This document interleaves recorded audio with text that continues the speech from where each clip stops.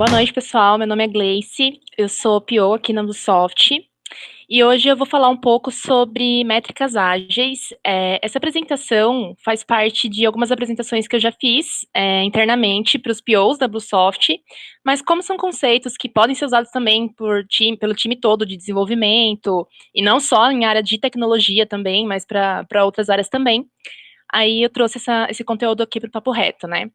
Eu dividi ele em três partes para não ficar muito longo cada apresentação. Então, eu vou gravar três papo retos, cada um sobre esse tema, e hoje vai ser então a primeira parte. Então, antes de falar um pouco das métricas ágeis, eu vou falar um pouquinho sobre métricas de negócio, né? Porque a gente a gente procura sempre construir uma melhor solução possível em um software. Então, a gente tenta resolver um problema através de uma solução de software. Só que para a gente realmente construir a melhor solução possível, a gente precisa, de fato, entender o mais profundo possível o problema para conseguir construir a melhor solução. E aí, para a gente conseguir entender o problema, a gente usa as métricas de negócio como uma ferramenta, né? Então, as métricas de negócio, elas normalmente se dividem entre métricas qualitativas e quantitativas. Então, as qualitativas são as métricas que aparecem numa conversa com o cliente ou uma hipótese que se levanta, que é mais um contexto que vai trazer a percepção de um fato, enquanto as quantitativas são os números que vão comprovar ou validar essa hipótese ou essa métrica, né? Então, eu até tenho um exemplo que aconteceu comigo mesmo, de uma reunião onde você estava falando sobre um produto, onde um stakeholder levantou uma hipótese falando que a gente não estava conseguindo aumentar a receita do produto porque o churn estava muito alto. Churn, para quem não conhece, é uma métrica de quantidade de clientes que deixam de usar o produto, né? E aí levantou isso daí, eu falei, tá, mas qual que é o número disso? Não, a gente tem 80% de churn. Aí eu falei, nossa, mas estranho isso, né? E aí eu fiz o caminho inverso. Então eu tinha ali um qualitativo que dizia que churn era um problema. E aí eu levantei o quantitativo, na verdade, né? Então eu peguei esses clientes que tinham sido classificados como churn, e aí eu realmente fui fazer uma pesquisa com cada um deles, que seria esse qualitativo, tentando descobrir por que eles tinham deixado de usar o produto.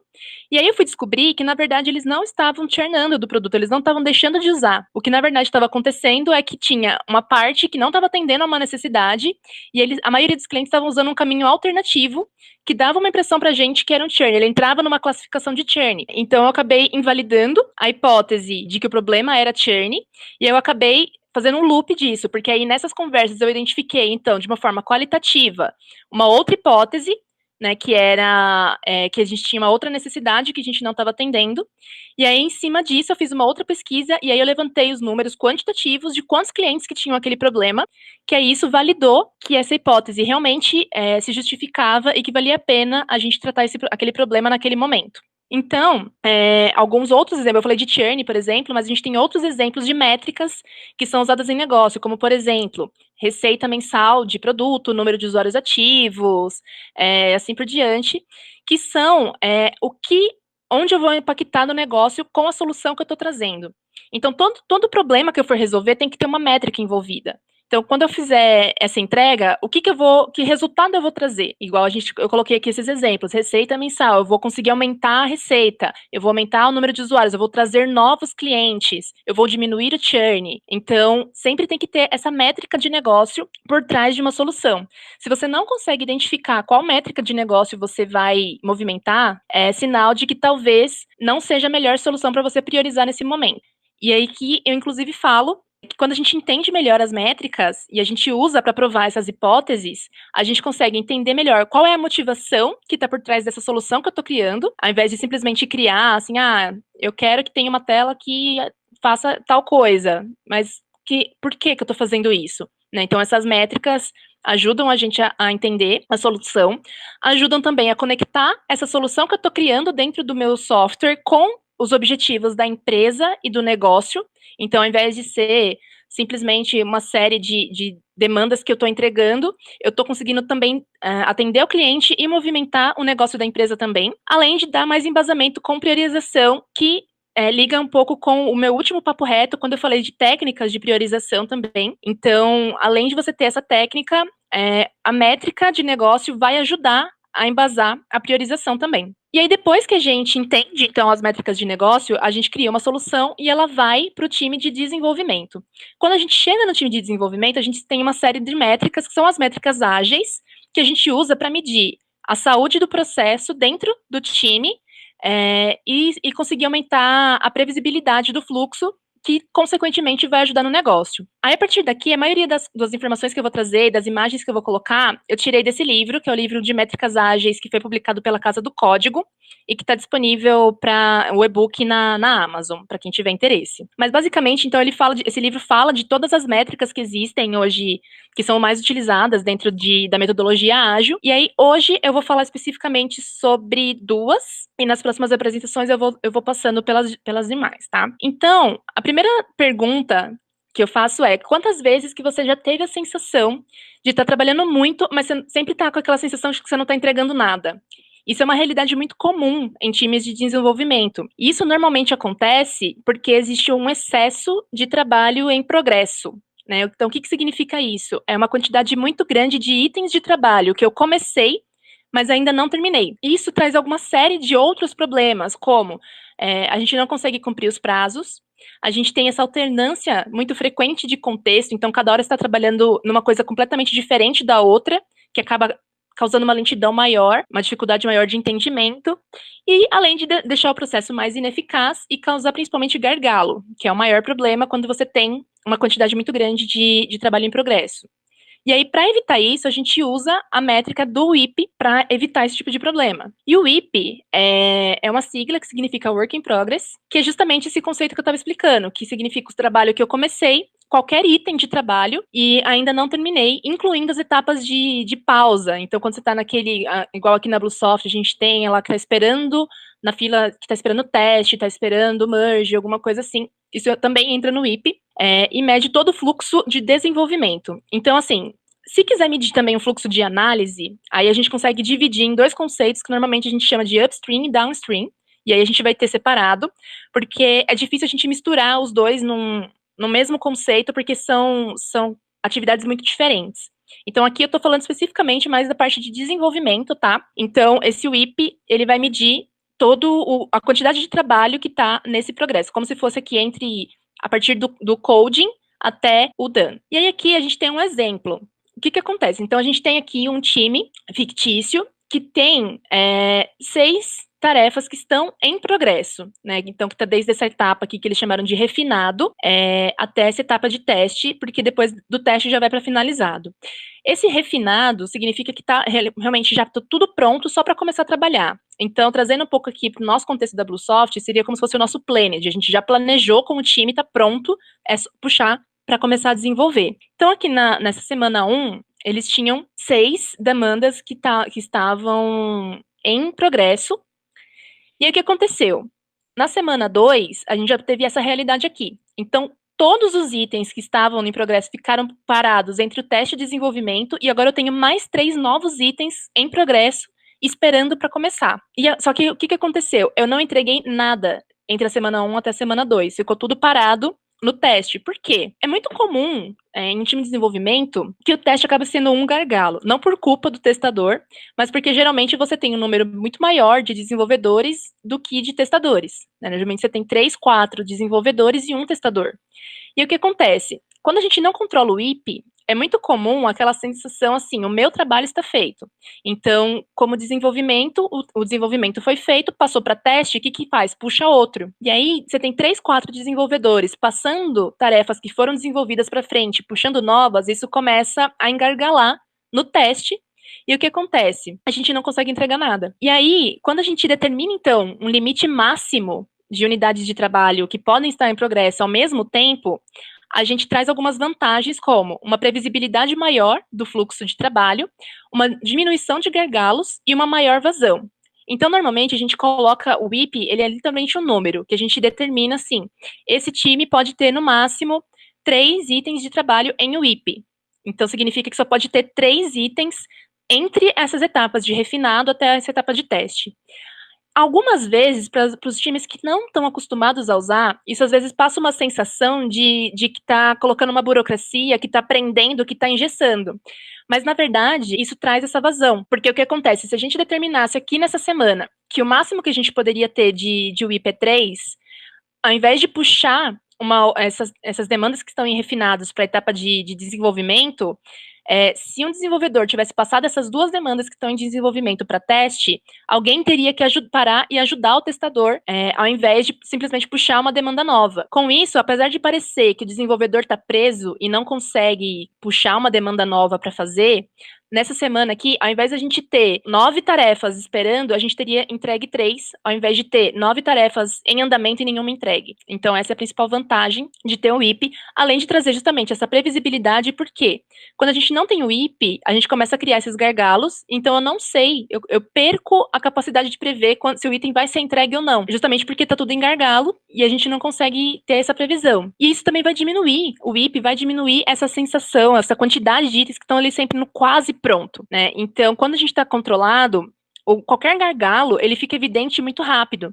Porque na hora que o desenvolvedor for passar a demanda dele para teste, ele já vai olhar e ver, putz, estourou o WIP. Então isso já fica muito evidente, ao invés de primeiro ficar tudo parado no teste, para depois a gente ver, não tá entregando. Por quê? Porque tá tudo engargalado no teste, agora a gente tem que tomar alguma ação. Então, na hora que o desenvolvedor for puxar uma demanda nova ou passar uma demanda para teste, já fica evidente que o WIP está estourando, e ali já é tomada uma ação antes de que isso vire um problema, e deixando assim, então, o fluxo um pouco mais fluido, né? E a gente consegue aumentar a vazão, a quantidade de itens pronto.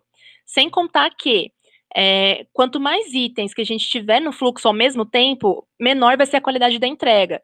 Porque quando a gente chega naquela situação que a gente tem uma fila enorme de itens no teste, a gente chega naquele ponto assim, nossa, tem que passar esse item de qualquer jeito, então a gente acaba diminuindo a qualidade do teste. Então, assim, testa só o caminho feliz, faz um teste mais ou menos ali para conseguir passar mais rápido e entregar. Aí, quando a gente entrega, a possibilidade disso voltar com um bug é muito grande. Como que a gente define também o WIP, né? Então, as outras métricas ágeis também vão ajudar a definir o WIP, para a gente não definir com base em nada, assim, eu acho que é 3, eu acho que é 4. Então, uma das métricas que também ajudam a medir a qualidade do time e ajuda a definir o WIP que a gente vai determinar é o lead time, né? Então, o lead time, ele mede a quantidade de dias que eu levo entre o início e o fim de uma entrega. Então, medir o lead time é importante porque a gente consegue entender quanto tempo, de fato, o time leva para entregar um item de trabalho. E aqui, quando eu falo item de trabalho, pode ser qualquer coisa. Pode ser uma melhoria, pode ser um bug, pode ser lá um banco de dados, qualquer coisa que o time esteja trabalhando. Então, eu vou medir quanto tempo leva para entregar. Eu vou conseguir também medir melhor a saúde do processo do time, né? Uma vez que, se a gente está levando muito tempo para entregar um item, é sinal de que a gente tem alguma coisa errada, né? Que provavelmente isso vai impactar nas próximas etapas, vai trazer algum outro tipo de problema para o time. E ajuda também a identificar os outliers e a aprender com eles, né? Os outliers são os itens que ficam muito fora do esperado. Então, assim, normalmente a gente entrega em, sei lá, 5 dias, e aí tem um item que demorou 32, né? Então, isso é o que a gente chama de outlier, é o que fica muito fora do normal. E aí, quando o outlier acontece, a gente para analisar o que aconteceu com ele, por que demorou tanto, o que a gente errou, e tenta aprender com isso para não cometer os mesmos erros e evitar que aconteça um outro outlier, pelo menos pelo mesmo motivo, das próximas vezes, tá? E conhecer o lead time também é importante porque aumenta a previsibilidade e a confiança no prazo. E aí, justamente, eu vou mostrar algumas imagens que explicam o porquê disso. Então, o lead time, ele pode ser medido de duas maneiras. A gente tem o lead time geral e o lead time breakdown. Então, o lead time breakdown, que é esse aqui que eu tô mostrando agora, ele vai medir quanto tempo cada demanda, cada item de trabalho ficou em cada etapa do fluxo de trabalho. Então, aqui, essa imagem tá em preto e branco, mas dá pra gente perceber a diferença de cores aqui entre essa escala de cinza, que vai medir justamente, fala, essa demanda aqui, ela ficou tantos dias em desenvolvimento, tantos dias aguardando a revisão, e aí eu consigo ir acompanhando, e aí eu começo a perceber logo de cara alguma coisa, algum problema, ou algum gargalo, algum impedimento que a gente pode ter. Como, por exemplo, a gente consegue perceber aqui que a maioria dos itens costumam ficar mais ou menos o mesmo tempo em desenvolvimento, mas essa daqui ficou muito mais. E aí a gente começa já a analisar por que essa daqui levou mais tempo em desenvolvimento e o que a gente pode fazer para evitar, porque se ela ficar muito tempo em desenvolvimento, significa que aqui vai demorar mais tempo para ela sair também. e é o que a gente procura evitar. E aí, a gente consegue medir pelo lead time também, quando a gente tem uma tendência de aumento, e a eficácia do time de modo geral. Então, aqui nesse exemplo, a gente vê que está aumentando. A gente teve uma primeira demanda que foi entregue em 4 dias, a outra foi entregue em 3, em 4, e de repente começou a aumentar, né? Por que provavelmente começou a aumentar? Pode estar muito ligado justamente com o WIP. Começou a entrar coisa demais, começou a ter muita coisa quase pronto, mas não pronto de fato. Então, começou a levar mais tempo para a gente conseguir ter uma vazão. Então, aqui já começa a indicar que o processo está ficando ineficaz. A gente tem algum problema nessa saúde do processo que a gente precisa identificar e medir para que volte a ter uma tendência de queda. E aí a gente tem esse lead time total, lead time geral, que consegue informar para a gente a previsão de entrega, inclusive, do time, baseado no lead time, né, e dividindo ainda por percentis. Nesse gráfico, cada bolinha dessa daqui é um item que foi entregue, e aí aqui embaixo eu tenho aí alguma coisa que identifique o item, o número do ticket, alguma coisa assim, e aqui na vertical a quantidade de dias. Então, assim, quanto mais juntinhas essas bolinhas aqui, mais estável e mais saudável tá o processo, né? E aí ele divide nesses percentis aqui, que são essas linhas aqui que cortam, que elas indicam o quê? Aí, aqui eu tenho esse P50, P75 e P95. Então, qual que é a leitura desse gráfico? Ele me diz que esse time aqui, em 95% dos casos, ele entregou um item em 9 dias. Em 75% dos casos, ele entregou o item em 6 dias, e em 50% dos casos, ele entregou um item em 5 dias, né? Então, isso daqui, ele me dá previsibilidade porque ele consegue me responder perguntas baseadas em dados, né, do time. Então, quando alguém chega e pergunta assim, eu tenho esse problema aqui do cliente que é urgente e que a gente precisa começar a fazer agora, e aí quando que você me entrega? Então, eu vou olhar, ao invés de eu falar assim, eu acho que eu entrego dia tal, eu vejo aqui, olha, eu consigo afirmar, com 95% de certeza, eu vou entregar esse item daqui a 9 dias. Aí pode ser que alguém fale, Gleice, mas 9 dias é muito. Então eu falo assim, olha, pode ser que eu entregue em 6, mas aí eu tenho 75% de chance. Você compra esse risco? Né? Porque às vezes a gente vai se comprometer com esse prazo. Então, assim, pode ser que saia em 6, mas eu tenho 75% de chance de sair em 6 dias, então eu tenho uma porcentagem de chance de atrasar. E aí a gente vai negociando em cima disso, mas eu tenho essa ferramenta que consegue me dar essa previsão, né? E aí, quanto mais próximos também a diferença entre esses percentis, mais estável também significa que está o fluxo. Esse aqui é um exemplo de um time que está realmente muito estável, porque a diferença é muito pequena. O normal é que quando você começa a medir, você tem o percentil de 50 com 3 dias, o percentil 95 com 40, assim, sabe? Fica uma discrepância bem grande. E por que normalmente a gente tem essas discrepâncias? Principalmente por conta do tamanho de item de trabalho, tá? Então, tentar manter os itens de trabalho mais ou menos do mesmo tamanho é muito importante para a gente conseguir manter esse processo saudável e manter essa previsibilidade. Então, por quê? Porque quando você tem um item que você entrega em 2 dias, o outro item que você entrega em 2 semanas, fica muito difícil a gente conseguir medir. Então, para isso, esse livro também, ele traz uma sugestão aqui de como gerar um item de um tamanho ideal. Então, ele tem aqui esse gráfico que mostra mais ou menos que o ideal é que as demandas fiquem mais ou menos desse tamanho aqui. Se ela tiver com uma complexidade muito alta, a gente precisa refinar melhor, precisa tirar dúvida, de repente é porque o time ainda tem muita dúvida de como a gente vai resolver aquele problema. E se ela tiver muito complexa, a gente precisa diminuir o tamanho, né? Então, a gente consegue chegar sempre deixar as tarefas do mesmo tamanho, num sentido que, trazendo aqui para o contexto da Bluesoft, a gente tem, por exemplo, Fast, que são aquelas demandas que são muito rapidinhas, às vezes que a gente consegue resolver em 2 horas, em alguma coisa assim no máximo. E aí a gente tem o nosso conceito de milestone, que são essas demandas muito grandes e que normalmente a gente pode levar uma sprint, 2 sprints para entregar. Quando a gente tem um problema desse, se ela está levando tanto tempo, ou é porque o time não conhece muito bem ainda o contexto, e aí por isso que a gente precisa refinar mais, ou pode ser que é uma demanda realmente muito grande, então ela é muito complexa.